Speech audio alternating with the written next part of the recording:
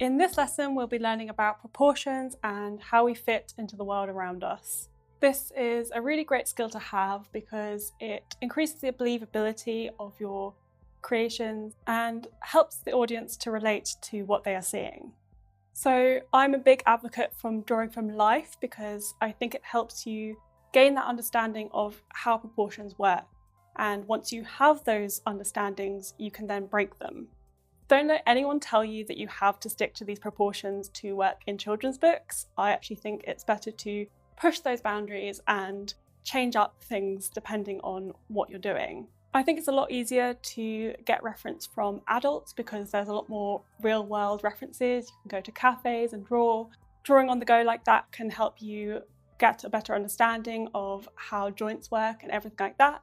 And then you can apply what you learn from those processes to your children's characters.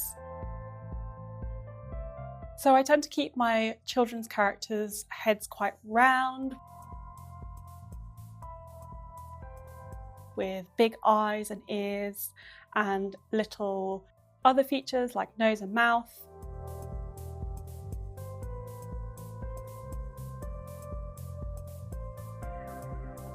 Little bodies, but keeping everything really round with short limbs as well.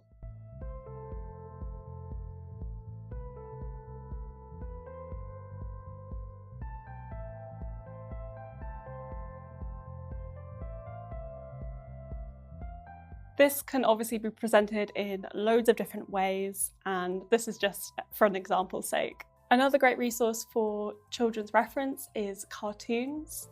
There are hundreds of different styles, obviously, but they do follow similar patterns and rules. It's a great way to show characters in motion and different poses, and that gives you a better understanding of how the character would move and a great reference for your own work. I always used to love cartoons, and to be honest, I still do. And I think it's always good to check in with what you loved as a child because that's obviously going to be the stuff that works the best in children's media. For example, the Powerpuff Girls I used to love as a kid, and it was only when I went to university that I started to actually do a bit of research and learn about Craig McCracken, the creator, and how wonderful some of those background designs and character designs were. Super weird as well, but really wonderful.